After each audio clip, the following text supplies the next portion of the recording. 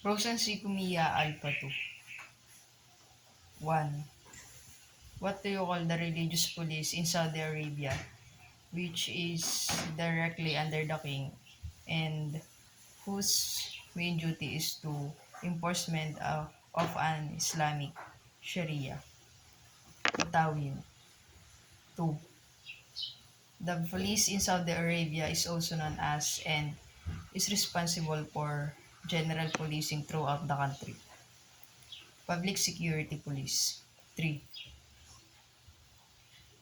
What do you call if the entire police force in the country is organized as a single force under a single commander? Single model. 4. What do you call if the police forces have were divided the territories of functioning and their function do not overlap on each other? Multiple coordinated. If the case is reversed as in India, what do you call when many agencies can have overlapping jurisdictions? Multiple uncoordinated. 5. What do you call the local police in French municipalities which restricted powers in where they can only enforce in municipal bylaws? Police municipal or garde municipal. 6. It is known as Mubahit, works under the control of General Directorate of Investigation and is responsible for criminal investigations. Special Investigative Police. 7. What type of police force does Saudi Arabia have? Centralized Coordinated Police Force. 8. What are the two law enforcement agencies in France? Police National and Gendarmerie Nationale. 9. What type of police force does France have? Multiple coordinated and centralized police force. 10. What type of model if in a single country there are a number of police forces like in India? Multiple model. 11. What do you call if the police forces in a country do not have an apparent centralized command structure?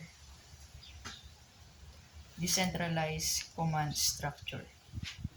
12.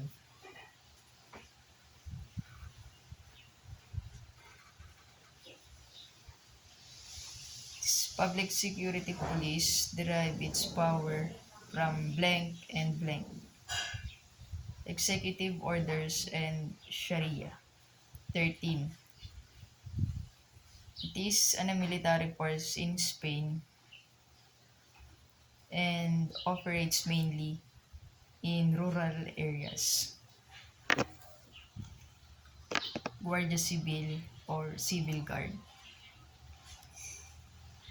14. It is a civilian force in Spain that operates basically in urban areas. National Police. 15. China is an example of what police force? Singular coordinated centralized police force. 16. What type of police force does Spain have? Multiple uncoordinated centralized police force. 17. Police in Saudi Arabia, which is known as Public Security Police, is divided into two. And what are those? Regular police and Special Investigative Police. 18. What do you call the two police forces or agencies of Spain? National Police and Guardia Civil or Civil Guard. 19. It is a functional organization in China under the State Council in charge of public security. Work nationwide. Ministry of Public Security. 20. It controlled by a single authority. Centralized. It is controlled by several authorities rather than the single one. Decentralized.